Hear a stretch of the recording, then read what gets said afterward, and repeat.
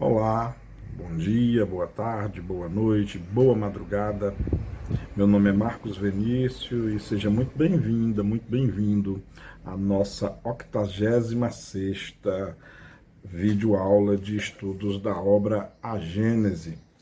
Convido você a passar aqui em média uma hora debatendo esse assunto que é no mínimo interessante, fascinante, relevante e importante para você que, assim como eu, gosta de ciência e espiritismo, gosta da doutrina espírita e vê nela, na doutrina espírita, aliado ao conhecimento científico, uma visão de mundo única, uma visão de mundo progressista, uma visão de mundo idônea, sem misticismo, sem mitos, uma visão de mundo muito realista, muito promissora, aliás, linda e maravilhosa. Então, mais uma vez, seja bem-vinda, seja muito bem-vindo. Não esqueça de se inscrever no canal, isso é muito importante. Não esqueça de deixar o seu gostei, tá? Isso também é muito importante. Aperte o sininho, a sineta lá para você ficar sabendo sempre que tiver uma nova videoaula, para você não perder nenhuma. E acompanhe o nosso canal no YouTube. É só você, no YouTube, digitar lá no browser, né, Centro Espírita Lar dos Humildes, e aí você terá acesso a não só essas videoaulas, como também Palavras de Vida Eterna, do meu amigo Neto, Estudos do Apocalipse, do meu amigo Ramon, temas doutrinários, né, concernentes à doutrina espírita, obviamente, do meu querido mestre Alcides, bem como outros vídeos. Então visite lá a nossa página do YouTube, que você vai se deliciar com muito conhecimento filosófico, científico, religioso também, por que não? Então, prestigie, compartilhe também, isso é muito importante, né? Compartilhe esses vídeos todos, compartilhe com todos os seus grupos, né? Familiar, escola, faculdade, trabalho, grupos afins, da própria casa espírita, da igreja, do templo religioso, enfim, qualquer que seja o grupo que você faça parte, divulgue esse material, claro, se você quiser, e se você achar que vale a pena, então, divulgar esse material. Nós, do Lar dos Humildes, agradecemos de pronto a divulgação, porque é muito bom para o canal, para a relevância e permanência do mesmo, né? Então, como eu sempre costumo fazer, né? Como eu sempre gosto de pontuar no tempo e no espaço, né? Estou gravando essa videoaula numa manhã de terça-feira, 3 de maio de 2022, em Fortaleza, no Ceará. Nossa quadra chuvosa oficialmente já terminou, né? Pois a nossa quadra chuvosa estende-se pelos meses de fevereiro, março e abril, né? Ainda vai chover um pouquinho em maio, mas a tendência é diminuir cada vez mais. Bom, dando início já à nossa aula 86, já estamos terminando, né? Estamos no finalzinho do capítulo 16, que versa sobre a teoria da presciência, né? O que é isso? É possível prever o futuro? Estamos analisando esse assunto. Você que está chegando agora, né? Por acaso está chegando agora, dá uma olhadinha nos vídeos anteriores, né? O 85, 84, 83, 82 e assim sucessivamente, para você ter uma ideia do capítulo todo, né? A propósito, lá no YouTube, na referida página, né, que eu citei agora há pouco, lá você vai encontrar todos os 85 vídeos além desses. Vai encontrar lá os 85 vídeos e muitos outros que eu citei e outros que eu não citei também. Tá legal? Então você vai encontrar todo esse material lá na nossa página. Bom, então, já dando início, né, sem mais delongas, como se diz, vamos dar continuidade, então, no capítulo 16, que se chama Teoria da Presciência, já iniciando aqui no item 16. Então, o item 16 de A Gênese, né, no capítulo 16, Kardec escreve o seguinte: os espíritos que formam a população invisível do nosso globo, onde eles já viveram e onde continuam a imiscuir-se na nossa vida, estão naturalmente identificados com os nossos hábitos, cuja lembrança conservam na erraticidade. Poderão, por conseguinte, com maior facilidade, determinar datas aos acontecimentos futuros, desde que os conheçam, mas além de que isso nem sempre lhes é permitido. Eles se veem impedidos pela razão de que, sempre que as circunstâncias de minúcias estão subordinadas ao livre-arbítrio e à decisão eventual do homem, nenhuma data precisa existe realmente, senão depois que o acontecimento se tenha dado. E aqui nós temos um parágrafo de extrema relevância mesmo, para a gente ter muita calma, muita calma nessa hora, né? Muito cuidado com relação a espíritos que estão prevendo o futuro. Primeiro, uma coisa que eu acho muito sensata, uma coisa que eu acho muito pertinente, que Kardec acabou de lembrar aqui. Os espíritos que compõem a psicosfera da Terra, por assim dizer, ou a espiritualsfera, nem sei se existe esse termo. Se não existir, eu vou patentear esse termo, tá? Espiritualsfera. O que é espiritualsfera? É a esfera espiritual da Terra, que é composta por todos os espíritos que pertencem ao planeta Terra, encarnados e desencarnados. E Kardec lembra com muita eficácia, né? Já no comecinho, vou até reler, no comecinho do item 16, olha o que é que Kardec nos lembra. Os espíritos que formam a população invisível do nosso globo, onde eles já viveram e onde continuam a imiscuir-se na nossa vida, estão naturalmente identificados com os nossos hábitos, cuja lembrança conservam na erraticidade. Então, os espíritos que estão aqui não são ETs, não são espíritos de outros globos, não. São espíritos daqui, da Terra, da nossa linda joia azul. Espíritos que já viveram aqui, espíritos que, claro, dependendo do nível de cada um, são espíritos que conhecem a nossa história, a história do globo, que vivenciaram a história do globo, muitos deles até foram partícipes da sua própria história. Então, não são alienígenas, não são... O que um povo de outro globo, que nada tem a ver com aqui, que não conhecem a nossa história, que não vivenciaram aqui, sabe algo de aqui?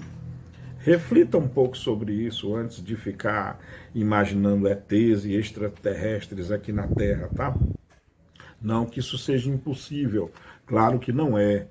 O que eu tô fazendo questão de que todos nós possamos refletir é que na Terra já tem espíritos demais, tem muitos espíritos que viveram aqui, que foram criados aqui, que participaram da evolução do globo e que, de certa forma, ainda estão evoluindo com o globo. Estes são os espíritos originários, verdadeiros daqui, que conhecem a história, que nos conhecem as nossas problemáticas, conhecem o que o homem tem feito, conhecem o que o homem tem, enfim, nós, o que a espécie humana tem feito no planeta Terra. Pensem sobre isso, tá? Então, o que Kardec fala? É que tais espíritos, dependendo, claro, das suas expertise, dependendo das suas capacidades e ou níveis evolutivos, é óbvio que eles podem muito bem determinar algum tipo de presciência, determinar algum tipo de data de acontecimento, desde que, e aí Kardec arremata com muita inteligência, com muita propriedade, né? Desde que a data de tal acontecimento não esteja subordinada ao livre-arbítrio ou ao feito de alguém. Porque é óbvio, se uma coisa que provavelmente vai acontecer amanhã, mas que depende, por exemplo, da minha ação, da minha atitude, essa coisa realmente só vai acontecer se eu tomar essa atitude. Seja ela qual for, você está entendendo? E aí pode ser que eu não tome essa atitude ao longo do dia de hoje para que esse tal evento se realize amanhã. Pode ser até que mesmo eu agindo de tal forma, talvez não venha a acontecer, pois são muitas variáveis envolvidas na vida, no dia a dia, em todos os momentos. Já pararam para pensar sobre isso? É como o mestre Yoda dizia, né, quando o Luke pede para ele tentar visualizar o futuro lá do grupo, da Leia, do Han, do Chewbacca, de todo mundo, né? E o mestre Yoda reflete, tenta, mas ele diz pro Luke, né? Muito difícil é ver, pois sempre em movimento o futuro está. E claro que ele está sempre em movimento, porque vai depender, na maioria das vezes, das nossas atitudes, das nossas ações.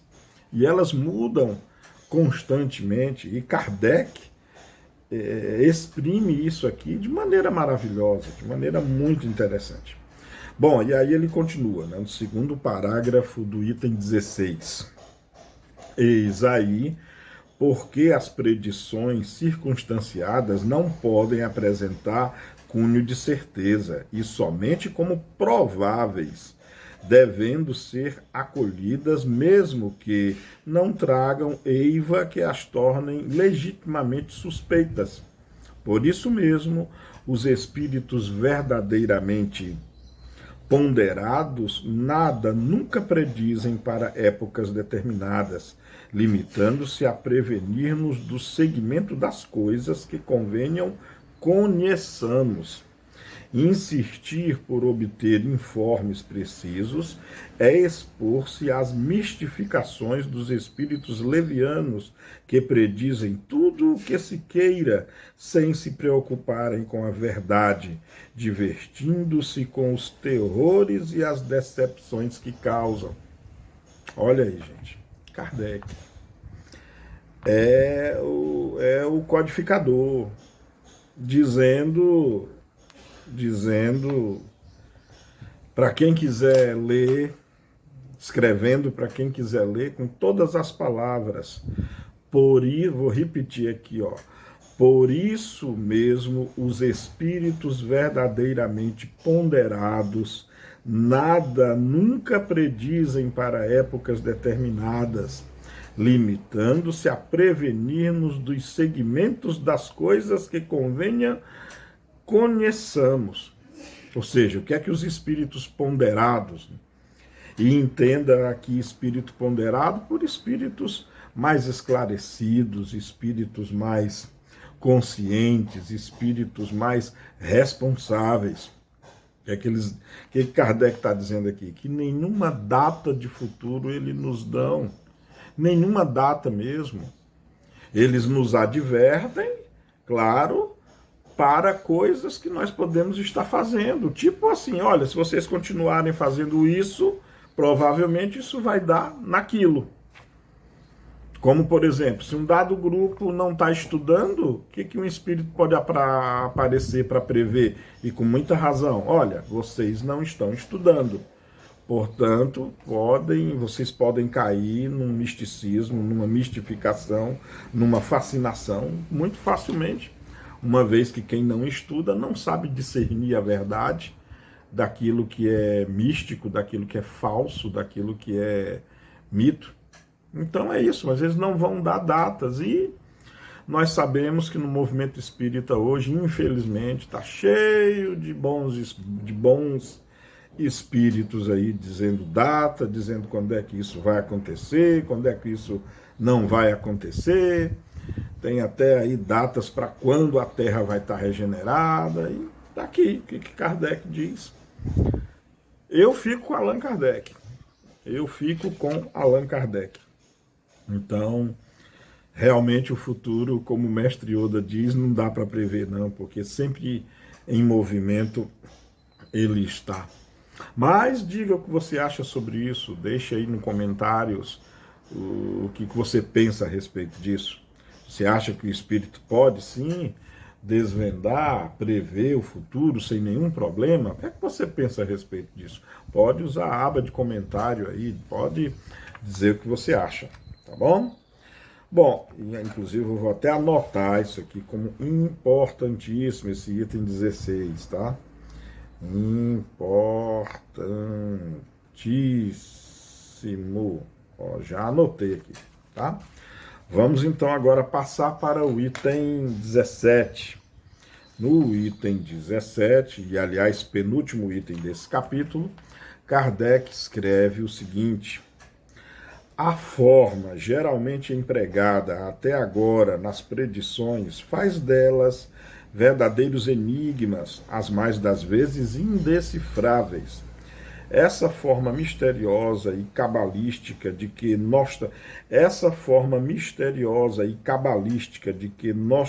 Nostradamus nos oferece o tipo mais completo, lhes dá certo prestígio perante o vulgo, que tanto mais valor lhes atribui, quanto mais incompreensíveis se mostrem. Pela sua ambiguidade, elas se prestam a interpretações muito diversas, de tal sorte que, conforme o sentido que se atribua a certas palavras alegóricas ou convencionais, conforme a maneira por que se efetue o cálculo, singularmente complicado, das datas e com um pouco de boa vontade, nelas se encontra quase tudo o que se queira. Seja como for, não se pode deixar de convir em que algumas apresentam caráter sério e confundem pela sua veracidade. É provável que a forma velada tenha tido, em certo tempo, sua razão de ser e mesmo sua necessidade. E aqui é interessante, porque Kardec alude ao trabalho de Nostradamus, né? Notadamente o vidente talvez mais cultuado na nossa história, né? Pois atribui-se a ele muitas predições, atribui-se a ele muitas adivinhações, mas realmente quando se lê os textos de Nostradamus, verifica-se exatamente isso que Kardec está dizendo. São textos rebuscados, são assim um compêndio de palavreados de múltiplos sentidos, que aí você pode adaptar à realidade que você quiser. É meio parecido, grosso modo, tá? Por favor, não vamos ficar com raiva do que eu vou dizer, não. Principalmente quem for muito fã de Nostradamus, mas é meio parecido com o horóscopo, sabe? Que você, quem ouve ainda na rádio, ou lê no jornal, ou consulta na internet, a pessoa diz lá, signo de touro. Ah, você terá um dia dadivoso, vai acontecer isso, aquilo, aquilo, aquilo. Gente, para milhões e milhões de pessoas, probabilisticamente, muitas vão se encaixar nesse perfil. Não é que a Samantha Marques, alguém lembra aí da Samantha Marques? Só quem tem o cabelo já ficando dessa cor aqui vai lembrar. Mas não é que a Samantha Marques veja, não, é porque é probabilidade. Aquilo que ela vai falar vai se encaixar em alguém. Vai se encaixar em alguém, notadamente, tá? Basicamente é isso que Kardec está nos lembrando aqui. Embora, e é verdade mesmo, embora tenha algumas previsões assim do Nostradamus que ele calculou e aventou que realmente assusta pelo rigor e pela assertividade que se verificou depois. É verdade. Tanto é que, eu repito, Kardec escreve aqui, ó, seja ainda acerca de Nostradamus, né, ó, seja como for, não se pode deixar de convir que algumas apresentam, algumas adivinhações, né, apresentam caráter sério e confundem pela sua veracidade. Dando continuidade aqui, já encerrando o item 17, Kardec escreve o seguinte: hoje, as circunstâncias são outras. O positivismo do século dar-se-ia mal com a linguagem sibilina. Daí vem que, presentemente, as predições já não se revestem dessas formas singulares. Nada tem de místicas as que os espíritos fazem. Eles usam a linguagem de toda a gente, como teriam feito quando vivos na Terra, porque não deixaram de pertencer à humanidade. Avisam-nos das coisas futuras, pessoais ou gerais, quando necessário, na medida da perspicácia de que são dotados, como o fariam conselheiros e amigos. Suas previsões, pois, são antes advertências do que predições propriamente ditas, as quais implicariam numa fatalidade absoluta. Além disso, quase sempre motivam a opinião que manifestam, por não quererem que o homem anule a sua razão sob uma fé cega e desejarem que este último lhe aprecie a exatidão. Está aqui a razão pura, gente, está aqui o bom senso, né? O bom senso, como Kardec era conhecido, a encarnação do bom senso. Os espíritos podem sim nos falar coisas acerca do futuro, mas são coisas de ordem probabilística, são coisas de ordem tendenciosa, no sentido de que algo que se continua a fazer pode dar naquilo. Como uma pessoa, por exemplo, que não cuida das suas finanças, que gasta muito mais do que o que ganha, não precisa ser nenhum adivinho, não precisa ser nenhum xamã para intuir que essa pessoa vai ter problemas financeiros no futuro. Assim como não é preciso ser nenhum adivinho para entender que uma pessoa que consome muita bebida alcoólica, ela vai ter problemas hepáticos no futuro, ou que uma pessoa que se droga vai ter problemas terríveis no futuro. Então, os espíritos, de maneira muito consciente, Kardec nos lembra aqui, já não usam mais a linguagem sibilina, que era um tipo de linguagem que, por exemplo, Nostradamus utilizava, que era toda uma linguagem rebuscada de símbolo, né? Era uma linguagem que nem todo mundo poderia acompanhar, era algo aqui como que mantido em segredo, como que mantido em mistério. E agora não, eis que agora, é isso que Kardec nos lembra, eis que agora os espíritos nos falam numa linguagem direta, numa linguagem prática, numa linguagem totalmente inteligível para quem quiser ler, para quem quiser ouvir, sem nenhuma artimanha, sem nenhum engodo, sem nenhuma problematização de textos. E isso deixa bem claro a respeito da seriedade do espírito e principalmente a respeito do seu propósito. Então, lembrando, os espíritos não nos dizem data do que vai acontecer. Os espíritos sérios, claro, os espíritos que falam datas com certeza de que vão acontecer, como Kardec já enunciou aqui anteriormente, não sou eu que enunciei, mas eu concordo plenamente, são espíritos que não têm muito compromisso com a verdade e que mais se divertem às nossas custas do que outra coisa. E para terminarmos o capítulo 16, Kardec escreve no item 18 o seguinte: a humanidade contemporânea também conta seus profetas. Mais de um escritor, poeta, literato, historiador ou filósofo hão traçado em seus escritos a marcha futura de acontecimentos a cuja realização agora assistimos. Essa aptidão, sem dúvida, decorre muitas vezes da retidão do juízo, no deduzir as consequências lógicas do presente, mas de outras vezes também resulta de uma especial clarividência inconsciente ou de uma inspiração vinda do exterior. O que tais homens fizeram quando vivos podem, com razão, mais forte e maior exatidão, fazer no estado de espíritos livres, quando não tem a visão espiritual obscurecida pela matéria. Interessante também, interessante. Que Kardec nos lembra que sim, espíritos, tanto encarnados quanto desencarnados, utilizando de estudos como cientistas políticos, cientistas sociais, cientistas da área de biologia, da área de, enfim, como eu já lembrei, de sociologia, de demografia, cientistas que acompanham o desenrolar dos fenômenos, como por exemplo, nós estamos vivendo um problema gravíssimo, já não é coisa de futuro, nós já estamos vivendo na prática um problema gravíssimo sobre mudanças climáticas gravíssimas. Isso tem sido previsto desde a década de 70, ganhou mais ênfase nas décadas de 80 e 90. Ninguém acreditou. Como, aliás, ninguém está acreditando ainda nos dias de hoje, os governos não estão dando a mínima, mas os desastres ambientais estão ocorrendo.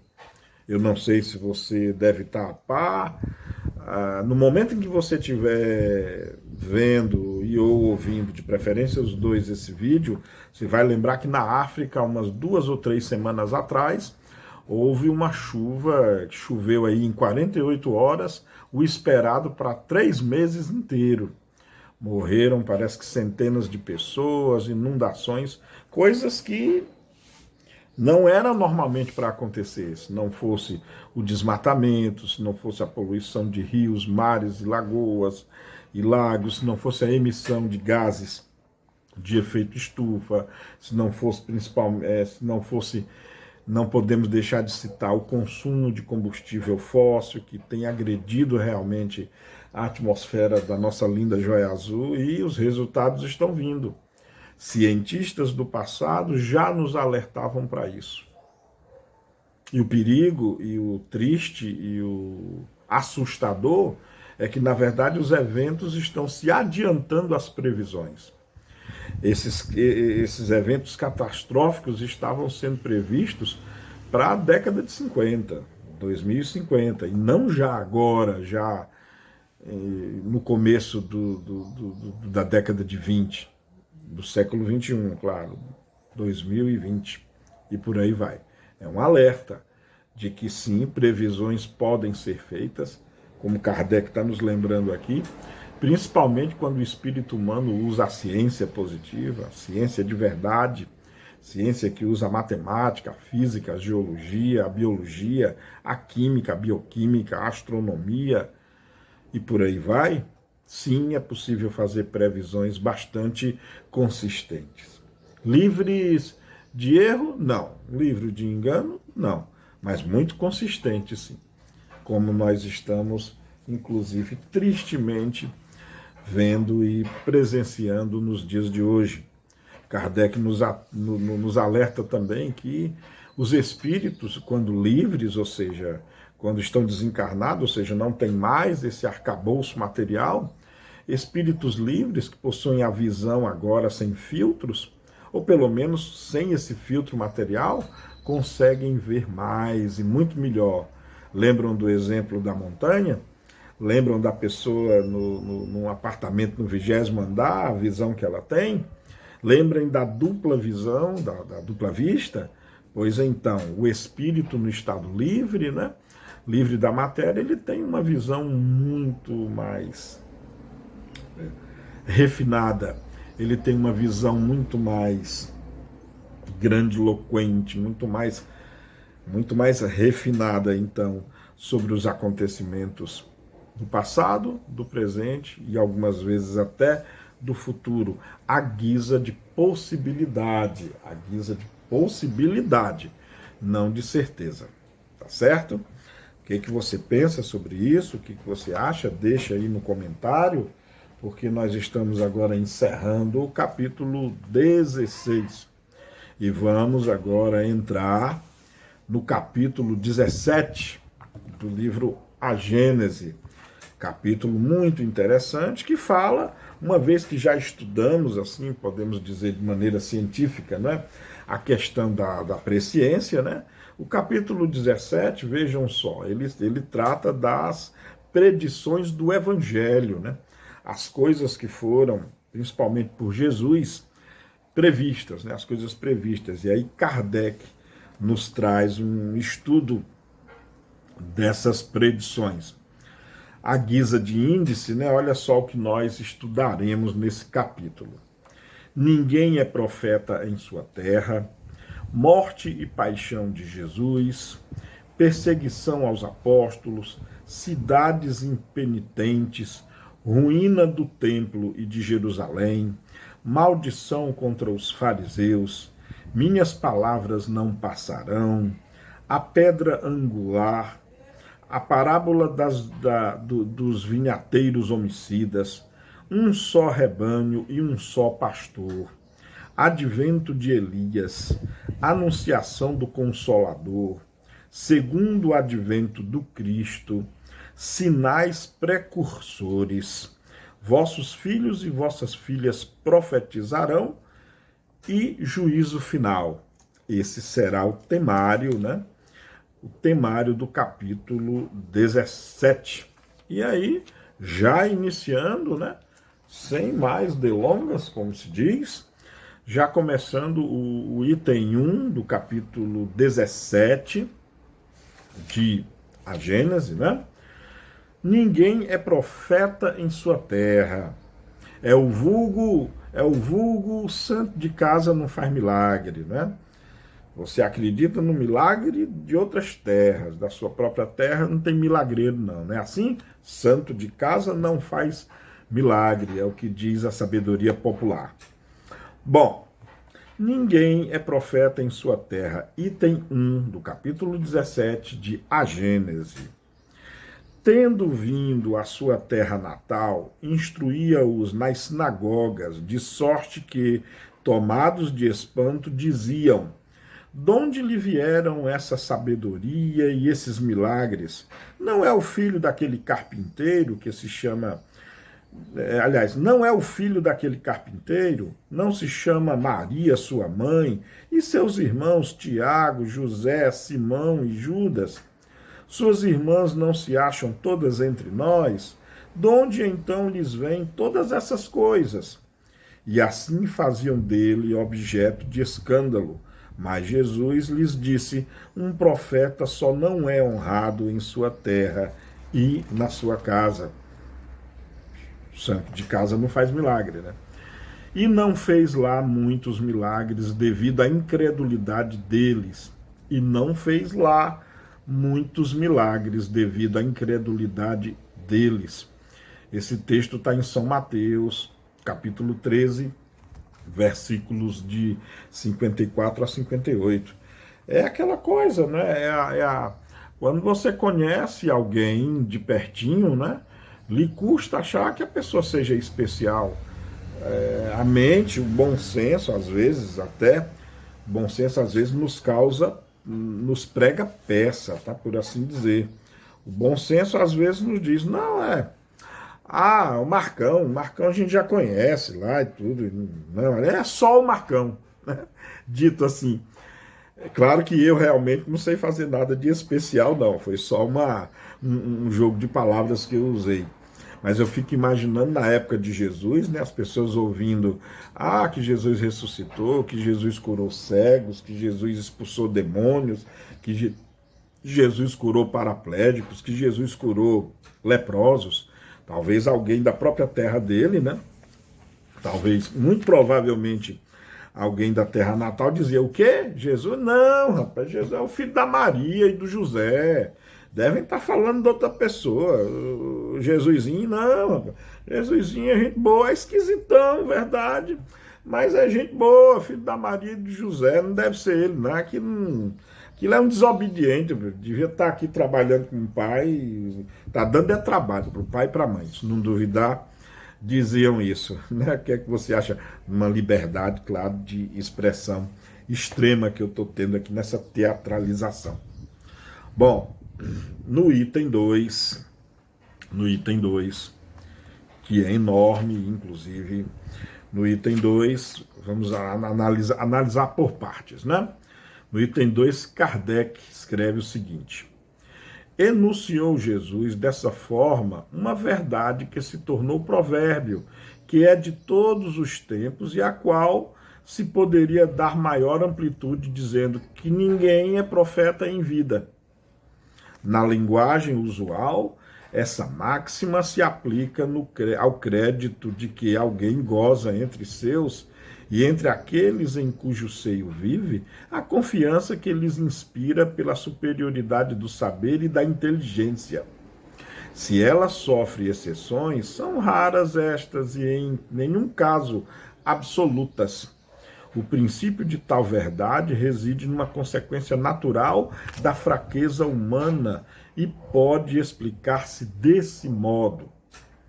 O hábito de se verem desde a infância, em todas as circunstâncias ordinárias da vida, estabelece entre os homens uma espécie de igualdade material, que muitas vezes faz que a maioria deles se negue a reconhecer superioridade moral num de quem foram companheiros ou comensais, que saiu do mesmo meio que eles e cujas primeiras fraquezas todos testemunharam. Sofre-lhes o orgulho com o terem de reconhecer o ascendente do outro. Quem quer que se eleve acima do nível comum está sempre em luta com o ciúme e a inveja. Os que se sentem incapazes de chegar à altura em que aquele se encontra, esforçam-se para rebaixá-lo por meio da difamação, da maledicência e da calúnia. Tanto mais forte gritam, quanto menores se acham, crendo que se engrandecem e o eclipsam pelo arruído que promovem. Tal foi e será a história da humanidade. Enquanto os homens não houverem compreendido a sua natureza espiritual e alargado seu horizonte moral, por aí se vê que semelhante preconceito é próprio dos espíritos acanhados e vulgares, que tomam suas personalidades por ponto de aferição de tudo. Bom, aqui está uma explicação mais detalhada, né, do que aquilo que eu já tinha dito, né? Quando eu estava falando de que santo de casa não faz milagre, né? E é verdade, cai no mesmismo, no comum, né? É como se de repente alguém que você conhece a vida toda, né? Alguém que você cresceu com essa pessoa, estudaram no mesmo colégio, tiveram os mesmos professores, ocuparam as mesmas classes, brincaram sempre junto, cresceram junto, desenvolveram junto.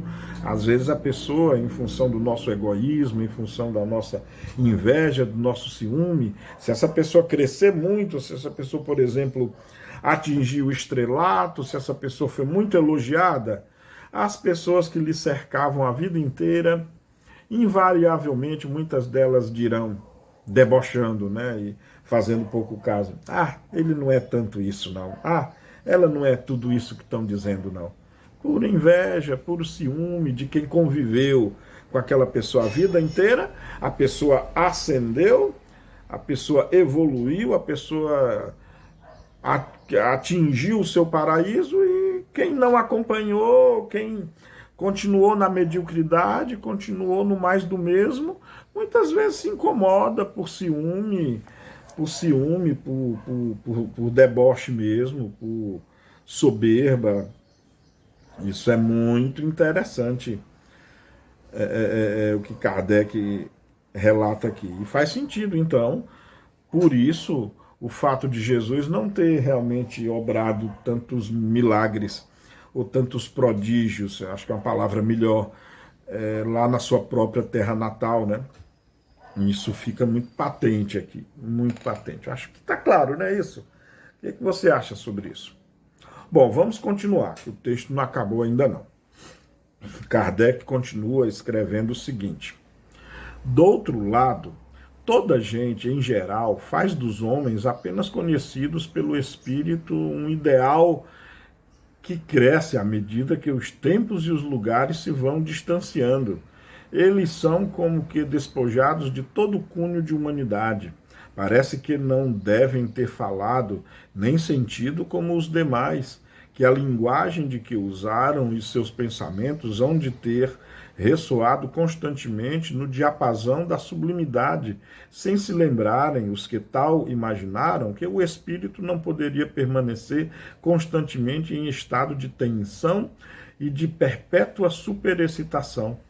No contato da vida privada, vê-se, por demais, que o homem material em nada se distingue do vulgo. O homem corpóreo, que os sentidos humanos percebem, quase que apaga o homem espiritual, do qual somente o espírito se percebe. De longe, apenas se vê os relâmpagos do gênio. De perto, vêem-se as paradas do espírito. E é muito interessante, sabe? Esse texto aqui também é muito importante, muito filosófico, muito elucidativo. Quando você, se por acaso você conhecesse, vamos imaginar um mito, né? Vamos imaginar quem conheceu Chico Xavier, por exemplo. Todos nós espíritas conhecemos, né? O Chico Xavier, mas através de quê? Da obra literária dele, através da vida de caridade e de simplicidade que ele teve. Muitos espíritas o elevam quase à categoria de santo, de santidade, né? Muitos o veem como um verdadeiro ser luminoso, né? Mas quem sabe aqueles que conviveram com ele pertinho, não nós, pelo menos eu, nunca nem o vi pessoalmente quando ele estava encarnado, né? Mas talvez aqueles que conviviam com ele, os seus, os da família, os amigos mais íntimos, viam nele talvez não o mito que nós vemos. Viam nele talvez um mineiro comum, simples, inteligente, mas que tinha momentos realmente diferentes, que tinha momentos de genialidade. Por favor, compreendam o que eu estou dizendo, não vão fazer julgamento das minhas palavras, não. Eu não estou desfazendo do Chico, não. O que eu estou dizendo é aquilo que se chama em se diferenciar o homem do mito. Chico Xavier, com certeza, foi um espírito iluminado. Chico Xavier foi, com certeza, um espírito muito grande. Foi, não é, um espírito inteligentíssimo. Vide as obras literárias dele. Vide a bondade desse homem, né? Que nunca fez nada por dinheiro, nunca quis um centavo pelas suas obras. E a caridade que ele fazia, muitas vidas que ele mudou e consolou. Em hipótese alguma, eu iria colocar em dúvida a grandiosidade que esse homem foi em vida e que, com certeza, espiritualmente não deve ser diferente, talvez seja até maior, uma vez que em estado de espírito ele está livre de todas as perturbações que um corpo material traz também. O que eu estou dizendo é que no seu recôndito, que eu estou dizendo nas horas em que ele não estava psicografando, na hora em que ele estava escovando o dente, na hora que ele estava se alimentando, dormindo, tendo uma conversa normal, como a gente tem com um amigo, com um colega, era um homem, como eu, como você, como qualquer outra pessoa. Era uma pessoa comum, como qualquer outra. É isso que Kardec está tentando mostrar aqui com essa palavra bem filosófica, levando para Jesus. Claro que já na época, né, os feitos milagrosos de Jesus já o evidenciavam, já o distinguiam dos demais. Mas quando eles estavam junto com os seus, dos irmãos, irmãs, da mãe, dos vizinhos, é pouco provável, muito pouco provável que essas pessoas o vissem como o tal. O viam como um vizinho mesmo, como o filho da Maria e do José, como o irmão lá do Tiago, do Pedro, da Maria, enfim. Era Era assim que se via, né? Simão, Judas, Tiago, José, Simão e Judas, que eram os irmãos dele, né? Viam como isso. Nos próprios textos evangélicos, nos textos bíblicos, há muitas passagens mesmo, em que se denotam a própria mãe dele mandando os irmãos indo buscá-lo. Quando ele já estava em pregação, muito provavelmente a mãe preocupada, porque ele não havia chegado ainda em casa, preocupação essa que vem até ainda os dias de hoje, né? Qual a mãe e pai que nos preocupa quando o seu filho demora a chegar em casa? Na mesma época, Maria, como toda e qualquer mãe, se preocupava porque o seu filho querido não tinha chegado ainda em casa e mandava os irmãos buscá-lo. Lembram daquela célebre frase atribuída a Jesus? Quem são meus irmãos? Quem é meu pai? Quem é minha mãe? Dá uma lida, uma relidazinha lá na Bíblia sobre isso. Muito importante essas passagens. Então, eu acho que ficou bem claro aqui o que Kardec quis dizer com isso. É aquela diferença, gente, entre o mito e o homem. No caso de Jesus, todos nós sabemos que tem o Jesus histórico, o Jesus místico e o Jesus humano. E há ainda quem coloque uma quarta categoria do Jesus Deus. Então, olha só, tudo isso para um homem só. Já pararam para pensar sobre isso? Bom, vamos continuar aqui no texto. Continuando o texto. Ainda no item 2, só que agora é o parágrafo... quinto parágrafo do item 2 do capítulo 17. Depois da morte, nenhuma comparação mais sendo possível, unicamente o homem espiritual subsiste, e tanto maior parece, quanto mais longínqua se torna a lembrança do homem corporal. É por isso que aqueles cuja passagem pela terra se assinalou por obras de real valor são mais apreciados depois de mortos do que quando vivos.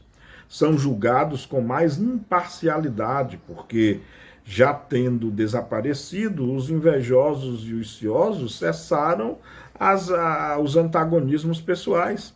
A posteridade é juiz desinteressado no apreciar a obra do Espírito, aceita sem entusiasmo cego, se é boa, e a rejeita sem rancor, se é má, abstraindo da individualidade que a produziu. E aqui está Kardec lindamente explicando porque que muitas pessoas, muitos espíritos só fizeram sucesso depois de mortos, né? E muito sucesso, ou então fizeram mais sucesso ainda depois de mortos. Veja Mozart, veja Chopin, veja Liszt, na história da música clássica, por assim dizer. Veja Vincent van Gogh, que foi incompreendido, mas hoje a sua obra é milionária, que só foi compreendido depois. Porque realmente, depois que a pessoa morre, não há mais o que criticar dos feitos dele, porque ele está morto, não está mais interagindo no mundo material. E aí sim você vai tecer os olhares, você vai voltar os olhares para a obra da pessoa. E aí você vai analisar somente o feito dele ou dela. E aí você vai analisar se a obra é boa ou má, se a obra é poderosa ou não, se a obra faz jus a um espírito maior ou menor, se a obra tem realmente valor ou é algo medíocre. É isso que Kardec está dizendo. E é por isso que o Jesus histórico continua vivo até os dias de hoje, porque realmente ele foi inigualável. Os feitos dele foram, e são, eu devo dizer, maravilhosos, são, a falta de outra palavra, incríveis. São maravilhosos. São dotados de um poder, dotados de uma magia, dotados de uma bondade e sentido de propósito, como nunca se viu na face da Terra. Eis porque Jesus, mesmo mais de 2000 anos depois, continua tão presente em nossas vidas. Pelo menos na história, pelo menos nas menções. Quanto a segui-lo e a copiá-lo, aí já é outra história, já é outra história, tá?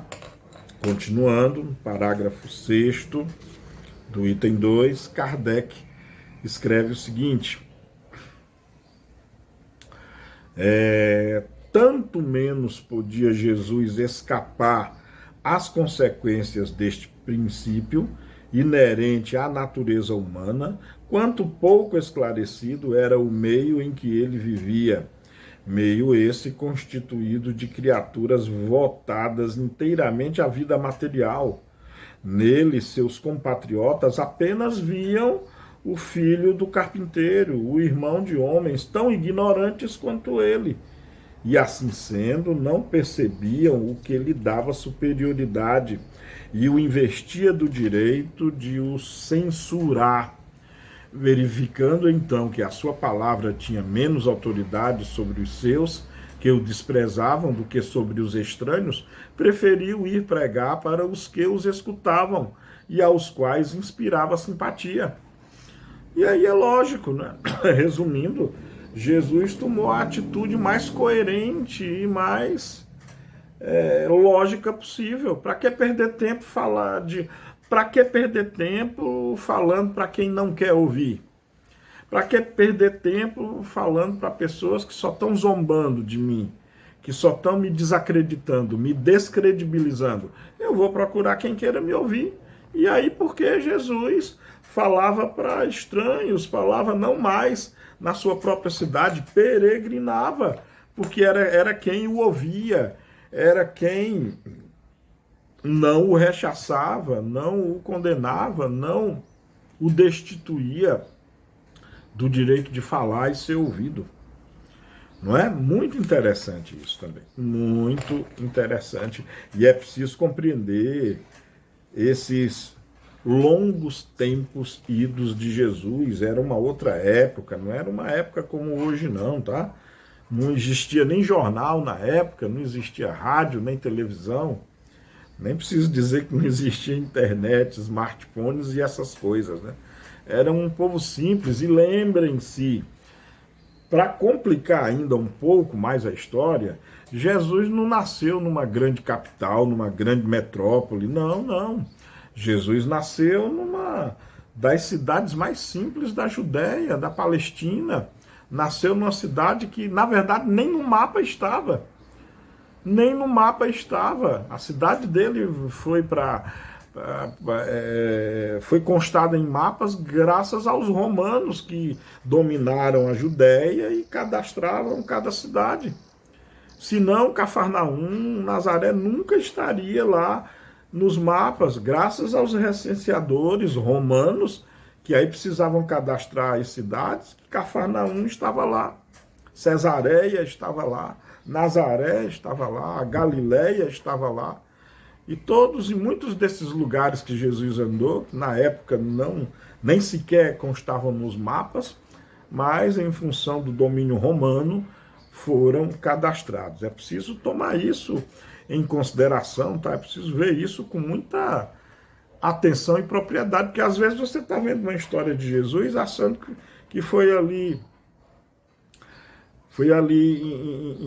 em Belém do Pará, mas não foi em Belém do Pará não, foi em Belém da Judéia, e por aí vai.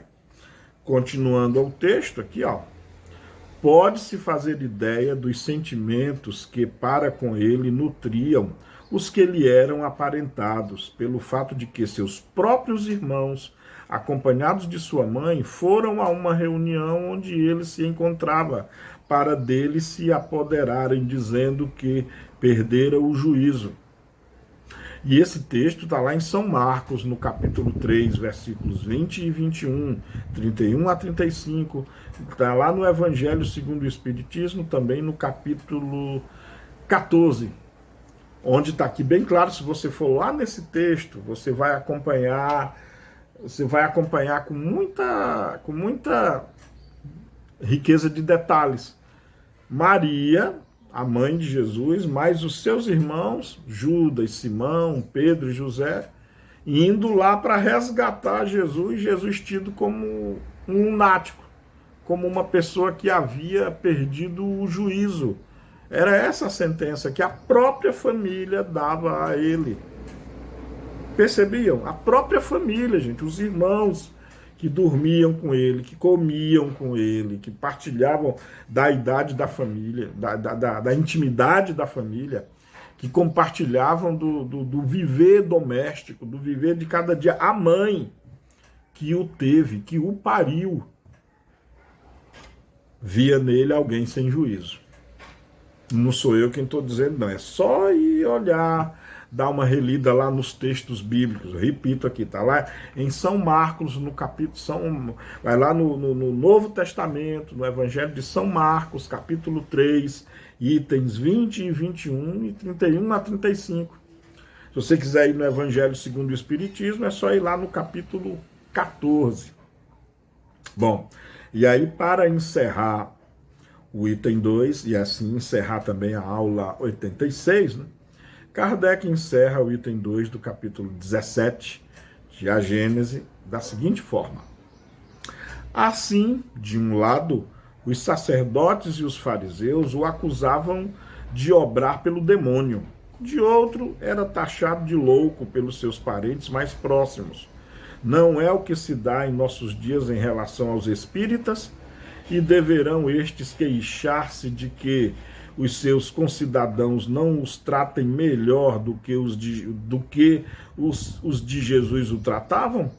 O que há de estranhável é que, no século XIX e no seio de nações civilizadas, se deu o que há 2000 anos nada tinha de espantoso por parte de um povo ignorante. Aqui, claro, Kardec está fazendo uma reserva ao início da própria doutrina, né? Nós estamos em 1868, né? Na publicação aqui de A Gênese, ou seja, a doutrina espírita tinha o quê? Pouco mais de 10 anos, menos de 10 anos completos. Aliás, não, tinham 10 anos e alguns meses, não chegavam nem a 11 anos. E é claro, imagine os preconceitos que a doutrina espírita sentia na época. Ainda sente nos dias de hoje. Muitos irmãos nossos de outras tendências religiosas ainda dizem que espiritismo é coisa do demônio, é coisa do Satanás, que os espíritas são todos seguidores do Satanás. Hoje, 2022, tem muitos irmãos nossos de outra fé, fé católica, fé protestante, que dizem isso de nós. É verdade que a grande maioria, eu acho que quase todos, 99,99% dos que dizem isso, não sabem o que estão dizendo. Não sabem sequer o que é realmente espiritismo. É por isso que nós devemos perdoar constantemente, ter muita compreensão, misericórdia e compaixão. Pois eles também, assim como nós no passado, começamos a entender. E ainda estamos tentando entender nos dias de hoje, não é verdade? E é isso, então, eu acho que ficou bem claro o porquê que na própria terra de Jesus, né? Porquê que no próprio lugar onde ele viveu e cresceu, porquê que ele não fez muitos milagres, porque que ele era desacreditado, porque olha só, se nem a própria família acreditava, quem dirá os que eram vizinhos, que os conheciam de longe. Só o coração livre de preconceito vê. Anotem isso. Só o coração livre de preconceito consegue ver. Bom, meu muito obrigado então a você que teve a paciência de nos acompanhar, de me fazer companhia até agora. O meu muito obrigado. Não esquece de deixar o seu gostei, é muito importante pra gente. Mas se não gostou também não tem problema, é só deixar o não gostei. Exiba aí na área de comentário o motivo por que você não gostou de alguma coisa que eu disse, ou não concorda com algum comentário. Eu não sou perfeito e muito longe disso, e como eu não sou perfeito, é óbvio que essa obra está gigantescamente longe da perfeição, mas é feita de coração, para você, tá bom? Se cuide, estamos ainda na pandemia, os números da Covid, números de mortos estão já subindo um pouquinho de novo, e estamos vivendo naquele período, né, do ano que é comum dengue, chikungunya, zika, a gripe comum por influenza. Então, se cuide, continue usando a máscara, tá? Quando for sair de casa, principalmente quando você estiver em ambientes assim fechados, use a máscara, ela causa um nível de proteção muito bom, muito satisfatório, e não é porque eu estou dizendo, não, é a ciência que diz isso, tá? Cuide da sua vacinação, não só contra a Covid, tá? Mas a sua vacina contra a gripe, contra a hepatite, contra o câncer por HPV. Vacine-se, vacinas salvam a vida das pessoas. Tá legal? Beijo no coração. Amemos-nos como Jesus nos amou. Nunca esqueçamos disso. Um dia nós conseguimos e chegamos lá. Beijo e até a próxima. Tchau.